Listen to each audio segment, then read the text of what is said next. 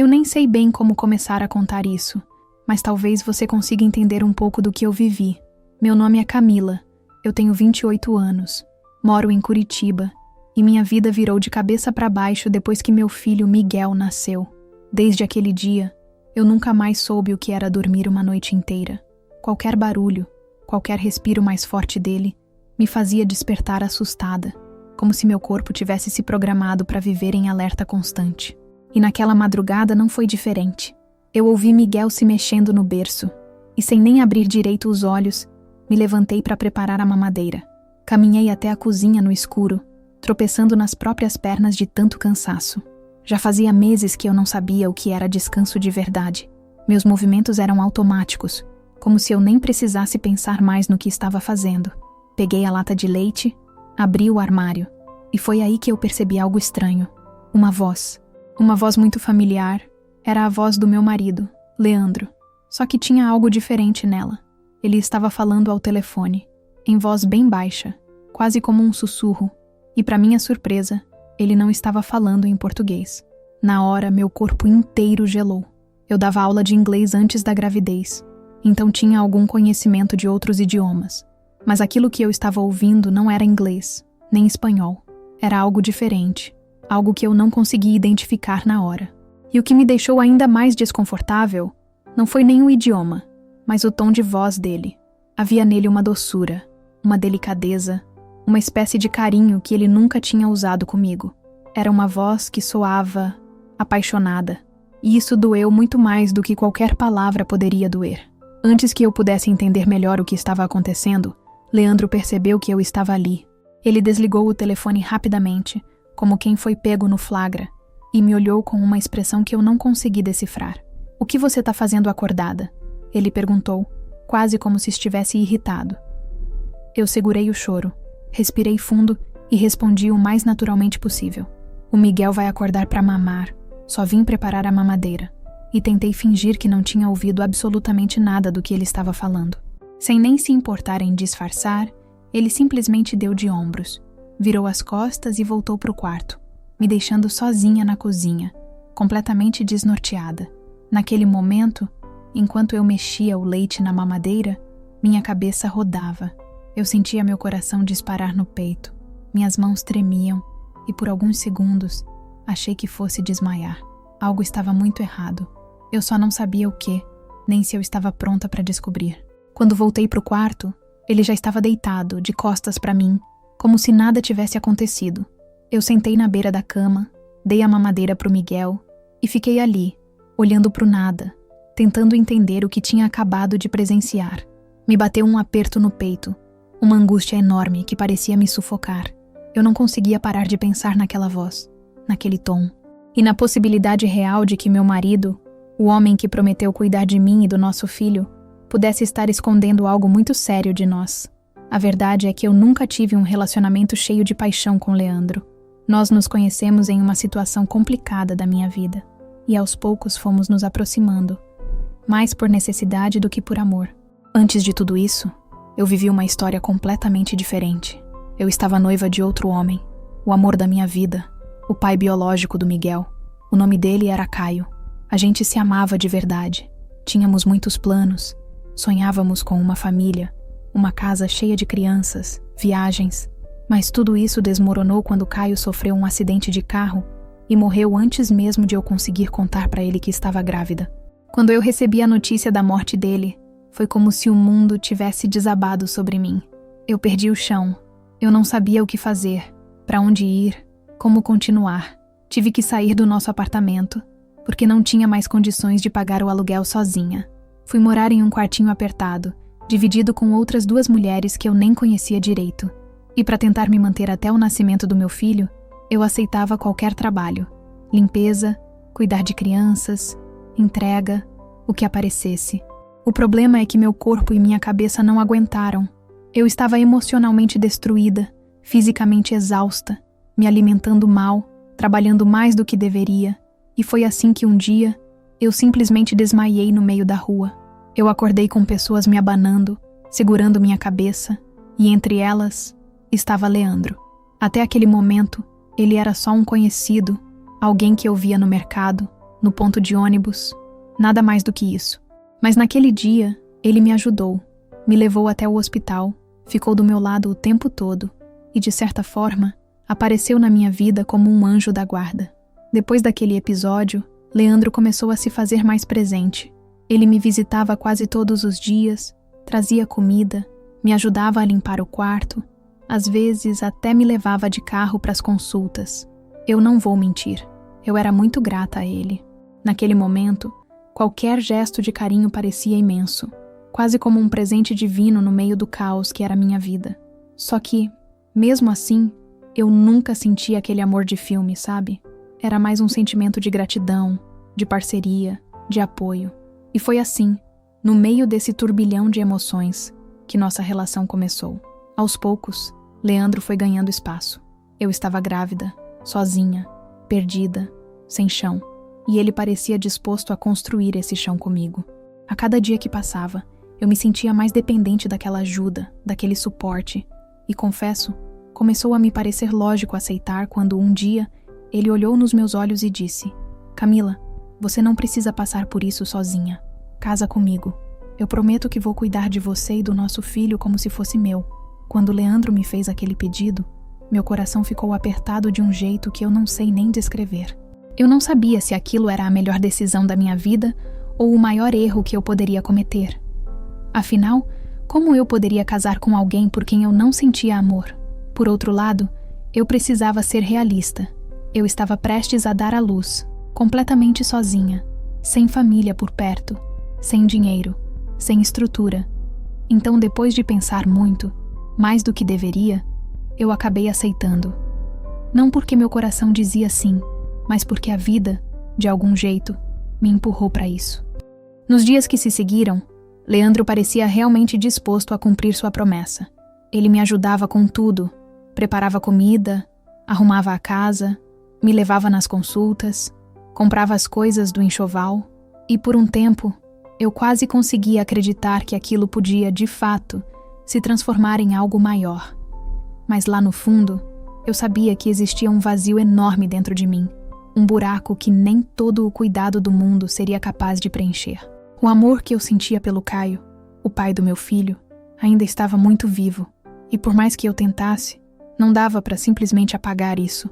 O Miguel nasceu saudável, lindo, cheio de vida. No dia que saímos do hospital, Leandro me olhou sério e disse: Camila, não dá mais para vocês ficarem naquele quarto apertado. Vem morar comigo. Aqui você vai ter conforto, segurança, tudo o que precisa. Eu respirei fundo e aceitei. Era a decisão mais lógica. Eu queria o melhor para o meu filho. E mesmo sem amor, aquele lar pelo menos oferecia estabilidade. Então, peguei minhas poucas coisas e, com Miguel no colo, fui viver essa nova fase, tentando acreditar que, quem sabe, com o tempo, o amor surgiria. Os primeiros meses foram estranhos. Não havia paixão nem carinho exagerado, mas de certa forma funcionava. Eu cuidava da casa, do Miguel, e Leandro cuidava das contas, do aluguel, das despesas. Ele sempre foi muito metódico, organizado, e raramente parava em casa por muito tempo. Sempre tinha algum compromisso, uma reunião, um cliente. E eu, por minha vez, me dedicava completamente à maternidade, colocando as necessidades do meu filho acima de tudo, inclusive das minhas. Por fora, se alguém olhasse nossa vida, diria que éramos uma família perfeita. Morávamos num apartamento bem localizado. O Miguel era uma criança saudável, e Leandro aparentava ser um marido trabalhador, dedicado, responsável. As vizinhas até comentavam, às vezes com inveja velada, que eu tinha dado sorte de encontrar um homem assim, disposto a assumir um filho que nem era dele.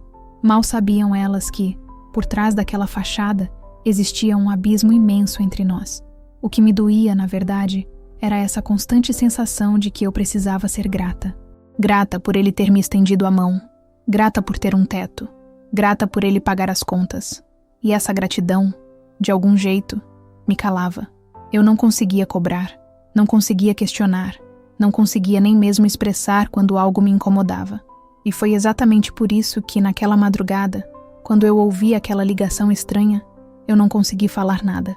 Eu só engoli em seco, fingi que não ouvi e segui minha rotina como se estivesse tudo bem. Mas a verdade é que, desde aquele dia, alguma coisa dentro de mim mudou. Meu olhar ficou mais atento, mais desconfiado. Cada pequeno detalhe, cada comportamento do Leandro começou a me gerar desconfiança. E como se o universo quisesse me confirmar que minha intuição não estava errada, os sinais começaram a aparecer.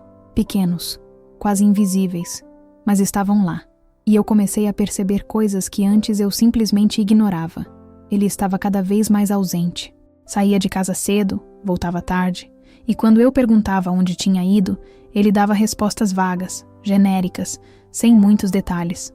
Às vezes dizia que era trabalho, às vezes que estava resolvendo coisas na rua, e quando estava em casa, passava mais tempo no celular do que conversando comigo.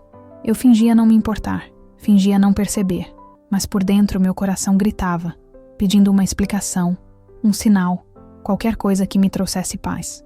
Até que uma tarde, enquanto arrumava as coisas do Miguel, eu lembrei de alguém que talvez pudesse me ajudar. Alguém que, com certeza, entenderia aquele idioma estranho que ouvi na ligação. Seu nome era Álvaro, meu antigo professor de línguas na faculdade. Ele morava perto, em um prédio antigo no centro da cidade. A gente não se falava há anos, mas eu sabia que se eu aparecesse lá, ele me receberia. E mesmo sem saber exatamente como começar aquela conversa, decidi que iria até ele no dia seguinte. Cheguei lá com o coração disparado, toquei a campainha, e quando ele abriu a porta, foi como reencontrar um pedaço da minha própria história. Nossa, Camila, você tá tão diferente. Quanto tempo?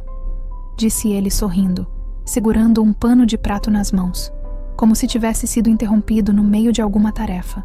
E eu, pela primeira vez em muito tempo, sorri de verdade. Porque naquele momento, eu senti que estava, finalmente, no lugar certo, buscando as respostas que meu coração tanto precisava. Eu entrei no apartamento do Álvaro e, de imediato, senti aquele cheiro de livro antigo misturado com café recém-passado. Era como se eu tivesse sido transportada para um tempo onde minha vida era bem mais simples, cheia de sonhos e planos. Ele me conduziu até a cozinha, pediu para eu me sentar e foi buscar uns brinquedos antigos que tinha guardado, provavelmente do filho dele, que hoje já era adulto. Miguel, curioso, logo se distraiu com os brinquedos enquanto eu respirava fundo, tentando criar coragem para começar aquela conversa que, até então, eu não fazia ideia de como seria. Depois de alguns minutos de papo leve, de atualizações rápidas sobre a vida de cada um, eu tomei coragem. Tirei da bolsa uma folha de papel amassada, com várias anotações que eu tinha feito de memória na madrugada anterior. Eram sílabas soltas, sons desconexos que eu conseguia escrever foneticamente, do jeitinho que ouvi o Leandro falando no telefone. Entreguei aquela folha pro Álvaro com as mãos tremendo. Eu sei que parece bobagem, mas eu precisava de alguém que me ajudasse a entender isso. Você acha que consegue descobrir do que se trata? Perguntei, tentando disfarçar meu nervosismo. Ele pegou o papel, ajeitou os óculos no rosto e ficou olhando por alguns segundos. Sério, concentrado, franzindo a testa.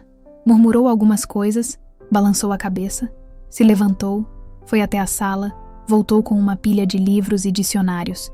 Começou a folhear um, depois outro, fazendo anotações, rabiscando algumas coisas. Eu preferi não interromper. Fiquei ali, olhando Miguel brincar, tentando não criar expectativas, mas ao mesmo tempo, com aquele frio na barriga que não me deixava em paz. No fundo, eu já sabia que aquilo não ia acabar bem. O silêncio dele só aumentava minha ansiedade. E depois de alguns minutos que pareceram horas, ele finalmente quebrou o silêncio. Respirou fundo e disse: Camila, isso aqui não é nenhum idioma formal. Não é algo que se estuda em escola.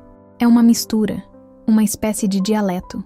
Talvez até uma gíria entre um grupo específico, mas... Olha, tem algumas coisas aqui que dá para entender. Na mesma hora, meu coração disparou.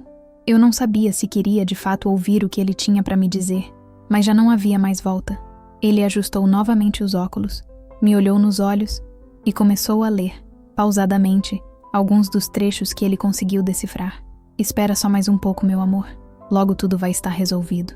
Em breve vamos poder viver juntos. Segura firme. A velha acha que vai ficar com o dinheiro, mas já tá quase tudo certo. Quando aquelas palavras chegaram até meus ouvidos, meu corpo inteiro ficou gelado. Eu senti como se o chão tivesse sumido debaixo dos meus pés. Eu queria gritar, Queria não acreditar no que estava ouvindo, mas, lá no fundo, eu sabia. Sabia que minha intuição nunca tinha me enganado. Pelo amor de Deus, Álvaro, isso é sério? Tem certeza? Perguntei, quase sem voz. E ele, com aquela calma típica de quem sabe que está lidando com uma situação delicada, respondeu: Camila, a gente nunca pode ter 100% de certeza com base só nesse pedaço, mas, sinceramente, parece sim uma conversa íntima, de alguém tramando alguma coisa, talvez com uma amante, talvez alguma questão financeira. Não dá para afirmar tudo, mas que é muito suspeito, isso é. Naquele momento, eu senti como se meu mundo inteiro tivesse desmoronado mais uma vez. Para piorar, percebi que enquanto Álvaro falava, ele ficou meio pálido, levou a mão ao peito e, discretamente, se apoiou na bancada da cozinha. Na mesma hora, me levantei assustada. Tá tudo bem com o senhor? Perguntei, com medo de que ele estivesse passando mal. Ele respirou fundo, sorriu de lado e disse: Ah, Camila, são só umas dores que me acompanham já faz um tempo. Coisa da idade. Fico tentando ignorar, mas às vezes o corpo cobra. Olhei para o lado e vi uma folha presa na porta da geladeira. Era uma lista de remédios, com horários anotados. Na hora, meu coração apertou. Mas o senhor tá se tratando? Tá cuidando disso? Perguntei, preocupada de verdade. Ele balançou a cabeça, respirou fundo e com aquele olhar meio triste respondeu: Tô tentando. Passei o último mês indo de hospital em hospital, mas... Quer saber? Cansei. Pedi pra voltar pra casa. Aqui eu tenho meus livros, meu piano, meus amigos. Não quero ficar preso numa cama de hospital, esperando a morte. Se for pra ir, que seja aqui, no meu canto, rodeado das coisas que eu amo. Aquilo me cortou o coração. Eu queria abraçá-lo, dizer que ele não estava sozinho, mas as palavras simplesmente não saíam. Saí de lá com a cabeça explodindo. Era muita coisa para processar de uma vez só. De um lado, a confirmação, ou quase isso, de que meu marido, o homem que prometeu cuidar de mim e do meu filho, estava escondendo algo muito sério de nós. E do outro, a tristeza de ver alguém tão querido, tão importante para minha história, lutando sozinho contra uma doença. Empurrei o carrinho do Miguel pelo caminho de volta para casa, e enquanto o vento frio batia no meu rosto, eu sentia uma mistura de dor, revolta, impotência e principalmente medo. Medo do que eu ia fazer a partir dali. Quando cheguei em casa, Leandro estava lá, como se nada tivesse acontecido. Me cumprimentou com aquele sorriso forçado, perguntou como tinha sido o passeio, e eu, fingindo uma naturalidade que estava longe de sentir, respondi: Foi tranquilo, a gente só deu uma volta no parque. E pela primeira vez, percebi como era difícil mentir para quem você ama, ou no caso, para quem você pelo menos acreditou amar um dia. A partir daquele instante, ficou claro para mim que eu não podia mais ignorar o que estava acontecendo. Eu precisava fazer alguma coisa. Precisava, de qualquer jeito, descobrir toda a verdade. Só que eu também sabia que, se confrontasse o Leandro sem provas, ele negaria tudo. E pior, poderia até inverter o jogo, me fazer duvidar da minha própria sanidade. Eu precisava ser mais esperta do que isso. Precisava de algo concreto. Algo que me desse, de uma vez por todas, a certeza do que estava acontecendo e, mais do que isso, me desse forças para tomar uma decisão. Foi aí que, no meio daquela tempestade de pensamentos, uma ideia começou a se formar na minha cabeça. Talvez a única que, naquele momento, poderia me salvar. Naquela noite, depois que coloquei Miguel para dormir, sentei no sofá com as mãos na cabeça, encarando o vazio. Eu já sabia qual seria meu próximo passo. Mesmo que meu coração batesse tão forte que parecia querer saltar do peito. Eu ia comprar uma câmera escondida. Não era exatamente algo que me orgulhava de fazer, mas depois de tudo que eu ouvi, eu precisava saber a verdade. Eu precisava de algo que me libertasse dessa prisão invisível que eu mesma aceitei entrar quando decidi viver um casamento baseado em gratidão e não em amor. No dia seguinte, assim que Leandro saiu de casa dizendo que ia resolver coisas do trabalho, eu peguei o carrinho, coloquei Miguel dentro e fui até o centro da cidade. Entrei em algumas lojas de eletrônicos, olhei preços, modelos, mas, para minha surpresa, tudo era muito mais caro do que eu imaginava. O tipo de câmera que eu precisava, pequena, discreta, que gravasse sem ninguém perceber, Custava quase metade de tudo que eu tinha guardado nos últimos meses. Eu saí da loja frustrada, sentindo que talvez meu plano fosse falhar antes mesmo de começar. Enquanto empurrava o carrinho, pensando em como poderia resolver aquilo, meus olhos cruzaram com uma vitrine que eu quase passei reto, uma loja de penhores. Fiquei alguns minutos parada, olhando, pensando, até que, sem pensar muito, entrei. O cheiro de coisa antiga, misturado com metal e madeira velha, me deu uma estranha sensação de desconforto, mas ao mesmo tempo, uma ponta de esperança. Fui direto ao balcão e expliquei, de forma bem vaga, que estava procurando uma câmera pequena, fácil de esconder. O atendente, um rapaz chamado Vitor, olhou para mim, fez um gesto com a cabeça e sumiu por alguns minutos nos fundos da loja. Quando ele voltou, trazia na mão uma caixinha pequena, meio empoeirada, mas em bom estado. Abriu na minha frente, me mostrou como funcionava, explicou que o equipamento tinha sido usado, mas estava em perfeito estado. Aqui você coloca o cartão de memória. Esse botão é o de ligar. Ela não faz barulho, nem luz. E a lente é bem discreta. Se posicionar direito, ninguém percebe. Ele falava, e eu absorvia cada detalhe, cada informação, porque sabia que não podia errar. Perguntei se conseguiria instalar sozinha. Ele garantiu que sim. É só encontrar um bom ângulo e pronto. Fechamos negócio. Enquanto ele embalava, me olhou e meio descontraído perguntou: "Tá procurando uma babá, né? A gente nunca confia, né? Tem que vigiar mesmo." Na hora, eu sorri de canto e respondi apenas: mais ou menos isso. Eu não queria, de jeito nenhum, que ele imaginasse qual era a real finalidade daquilo. Peguei a sacola, ajeitei Miguel no carrinho e antes de sair, ele ainda se ofereceu para me ajudar a descer um degrau alto na porta da loja. Achei curioso. Vitor, um completo estranho, demonstrava mais cuidado e gentileza comigo do que meu próprio marido fazia há meses. O caminho de volta para casa foi cheio de pensamentos. Eu tentava planejar onde e como colocaria a câmera sem que Leandro percebesse. Meu maior desafio era que o apartamento em que a gente morava era extremamente minimalista. Leandro nunca gostou de coisas espalhadas, quadros, enfeites, nada. As paredes eram brancas, lisas, as prateleiras quase vazias. Isso dificultava muito, porque qualquer coisa fora do lugar chamaria a atenção dele. Passei a maior parte da tarde olhando cada cômodo, cada cantinho, tentando encontrar o lugar perfeito. Acabei decidindo instalar a câmera na cozinha, atrás de uma pequena saída de ventilação que ficava acima da coifa. Não era um local óbvio, mas tinha uma boa visão da mesa e da sala, que era onde ele costumava ficar quando estava em casa. Levei horas para conseguir posicionar direitinho, prender, testar, sem fazer nenhum barulho que pudesse levantar suspeitas. Quando terminei, sentei no sofá, olhei para o Miguel brincando no cercadinho e pensei: meu Deus, olha onde minha vida veio parar.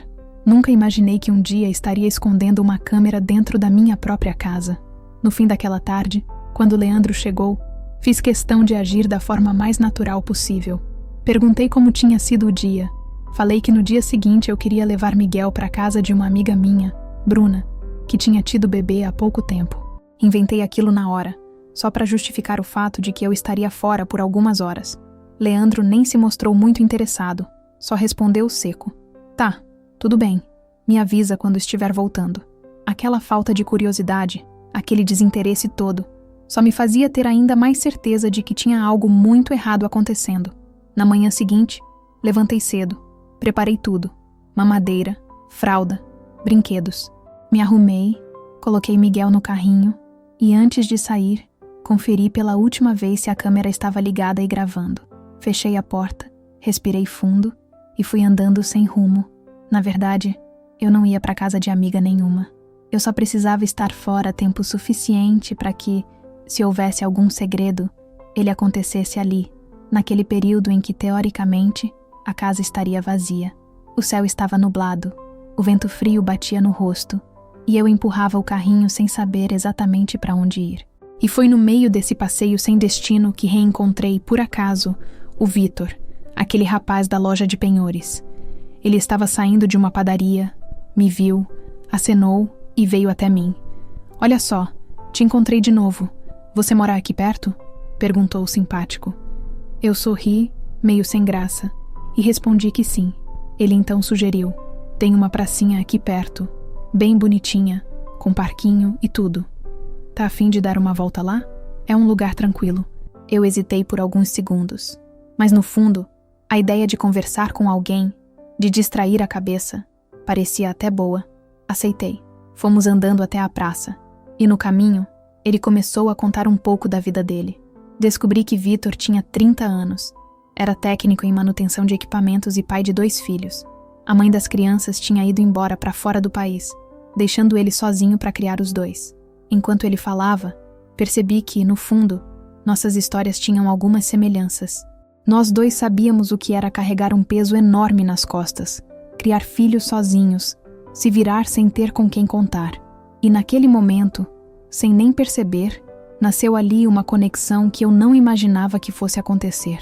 Enquanto eu e Vitor caminhávamos pela pracinha, entre uma conversa e outra, percebi o quanto fazia tempo que eu não me sentia assim, leve, sem pressão, sem medo, sem aquele nó constante no peito. Era como se por algumas horas eu pudesse simplesmente ser eu. Sem ser a esposa do Leandro, sem ser a mãe do Miguel, apenas Camila. A gente conversou sobre tudo, sobre filhos, sobre vida, sobre os desafios de criar uma família praticamente sozinho. E aos poucos, percebi que aquele desconhecido entendia mais sobre empatia, cuidado e parceria do que o homem com quem eu dividia a minha casa. Depois de um tempo, Vitor me perguntou, meio sem jeito, como estava indo o funcionamento da câmera. Dei um sorriso meio sem graça e falei que ainda não tinha visto, que ia checar assim que chegasse em casa. Ele se ofereceu para me ajudar, se eu precisasse, e isso de algum jeito aqueceu meu coração. Nos despedimos com aquele tipo de olhar que diz muito sem precisar de palavras. E enquanto empurrava o carrinho de volta para casa, meu estômago embrulhava, porque eu sabia que aquele momento estava chegando. O momento de encarar a verdade, seja ela qual fosse. Quando cheguei, fingi naturalidade, como se tivesse realmente passado a manhã na casa da minha suposta amiga. Leandro estava no banheiro, mexendo em algumas coisas, e mal me olhou quando entrei. Aproveitei esse momento de distração, peguei a câmera, levei até o quarto, tranquei a porta por dentro e conectei no notebook, com as mãos tremendo. Meu coração parecia que ia explodir dentro do peito, e foi só dar play no primeiro arquivo que minhas pernas ficaram bambas. A primeira imagem era da cozinha, exatamente como eu havia deixado. Mas, alguns minutos depois de eu sair, tudo aquilo que eu temia começou a se confirmar. Lá estava ele, sentado à mesa, sorrindo, mas não estava sozinho. Uma mulher apareceu na câmera, uma mulher ruiva, da mesma idade dele, com um vestido claro, sentando-se bem à vontade, como se aquele espaço fosse tão dela quanto meu. Eu assistia àquilo sem acreditar no que meus olhos estavam vendo. Eles conversavam num tom que eu nunca, jamais, tinha ouvido Leandro usar comigo. Riam, trocavam olhares cúmplices, ele segurava a mão dela sobre a mesa e, em determinado momento, até passou a mão no rosto dela, num gesto tão carinhoso que parecia cena de filme. E, para piorar, o idioma que eles falavam, sim, o mesmo da ligação, era tudo real, não era coisa da minha cabeça, não era exagero, não era paranoia. Eles tinham claramente uma relação, uma intimidade que nunca existiu entre nós. Enquanto eu me virava em 1000 para cuidar do nosso filho, da casa, da nossa vida, Leandro vivia uma vida paralela, construída nas minhas costas. Eu pausei o vídeo, levei as mãos no rosto e pela primeira vez em muito tempo, chorei. Mas não foi aquele choro de tristeza. Foi um choro de raiva, de frustração, de alívio até, porque finalmente eu tinha a prova. Finalmente eu podia parar de fingir que não via. Fiquei ali, sentada no chão, por alguns minutos, tentando decidir o que fazer. Parte de mim queria sair correndo, jogar tudo na cara dele, gritar, quebrar tudo. Mas outra parte, talvez a mais racional, sabia que não era assim que eu queria conduzir aquilo.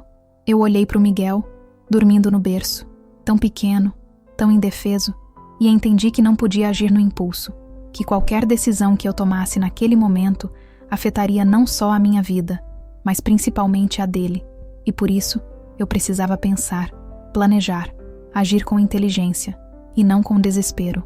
Quando Leandro voltou para a sala, agindo como se nada tivesse acontecido, eu segurei tudo dentro de mim, Disse que estava cansada, que ia deitar mais cedo e me tranquei no quarto do Miguel. Não consegui, nem por um segundo, imaginar dividir a mesma cama com ele depois daquilo. Passei a noite acordada, limpando cada canto da casa, como se de alguma forma aquilo pudesse apagar a sujeira invisível que ele tinha trazido para dentro da nossa vida. Lavei roupa, lavei chão, limpei os móveis, e enquanto fazia isso só conseguia pensar: o que eu tô fazendo aqui? Por que eu aceitei viver isso? Na manhã seguinte, quando ele se levantou, fingindo aquela rotina comum, perguntei de forma bem seca se ele ia trabalhar. Ele respondeu que sim, como sempre. E assim que ele saiu, sentei no sofá, respirei fundo e comecei a fazer uma lista. Uma lista de tudo que eu precisava resolver.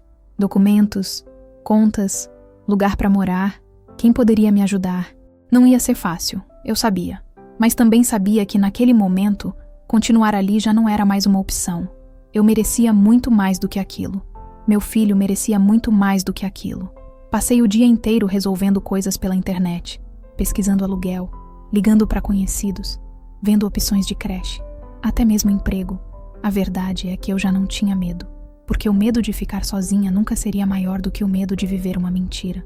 E enquanto fazia isso, percebi que pela primeira vez em muito tempo, eu estava olhando para mim, não como esposa, não como mãe, não como alguém que devia gratidão a ninguém. Eu era de novo só Camila. E meu Deus, como isso me fez bem. No final da tarde, Vitor me mandou mensagem, perguntando se estava tudo bem, se eu tinha conseguido ver os vídeos.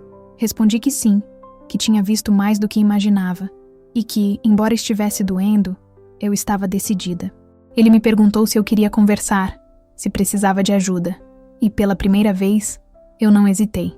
Respondi que sim, que queria sim conversar, e naquele momento, eu percebi que, às vezes, as pessoas que cruzam nosso caminho por acaso são exatamente aquelas que o universo manda para nos salvar.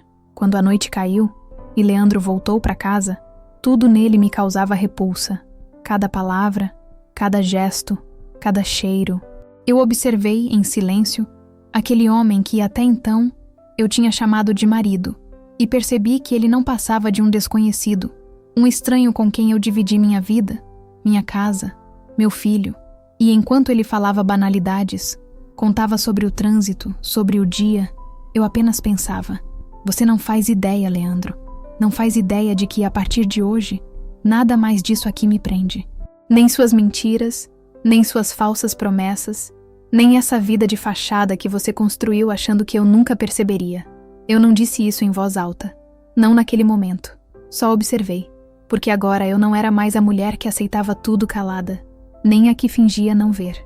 Eu era uma mulher que tinha acordado, que tinha se olhado no espelho e, finalmente, entendido que merecia muito mais.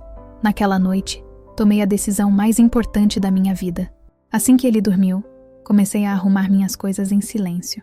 Peguei as roupas do Miguel, alguns documentos, as coisas mais essenciais e coloquei dentro de 2 malas. O resto eu deixaria para trás, porque naquele momento eu entendi que nada daquilo me pertencia de verdade. Aquele apartamento, aquele casamento, aquela falsa estabilidade, tudo isso era uma mentira, e eu não ia mais viver uma mentira. Não por mim, e principalmente não pelo meu filho. Na manhã seguinte, enquanto ele ainda roncava no quarto, liguei para um carro de aplicativo, coloquei as malas no porta-malas e saí, sem olhar para trás, sem deixar bilhete, sem explicação, sem nada. Porque quem trai, quem engana, quem mente, não merece nem a gentileza de uma despedida. E enquanto o carro percorria aquelas ruas que por tanto tempo foram o cenário da minha prisão emocional, eu olhava pela janela e só conseguia pensar: nunca mais.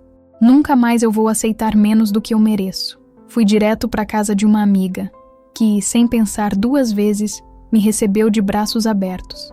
E ali, naquele abraço apertado, eu entendi que sim, eu ia conseguir.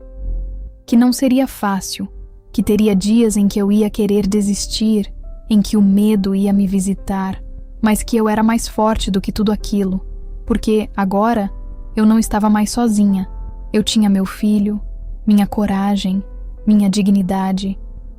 E isso, meu Deus, isso ninguém mais podia me tirar. Alguns dias depois, Consegui alugar um pequeno apartamento, simples, mas cheio de paz. Pela primeira vez em muito tempo, eu acordava e não sentia aquele peso no peito. O silêncio da casa já não era assustador, era libertador. Era o som da minha nova vida começando. E entre uma caixa e outra, entre montar berço e organizar armário, recebi uma mensagem do Vitor, perguntando se a gente podia tomar um café, conversar um pouco. E sabe, eu sorri de verdade, porque percebi que a vida, às vezes, faz a gente atravessar tempestades inteiras só para mostrar que, lá na frente, tem sim um novo começo esperando por nós. E olhando para o Miguel, brincando no tapete da sala, tão pequeno, tão cheio de vida, eu prometi, para ele e para mim mesma, que a partir daquele dia, eu ia construir uma vida onde ele nunca mais precisasse ver a mãe dele aceitar migalhas de amor, onde ele cresceria sabendo que sua mãe teve coragem. Coragem de ir embora, de recomeçar, de ser dona da própria história. E se você chegou até aqui me ouvindo, saiba, se tem algo que essa história me ensinou, é que você nunca deve ignorar a sua intuição, porque no fundo, ela sempre sabe a verdade.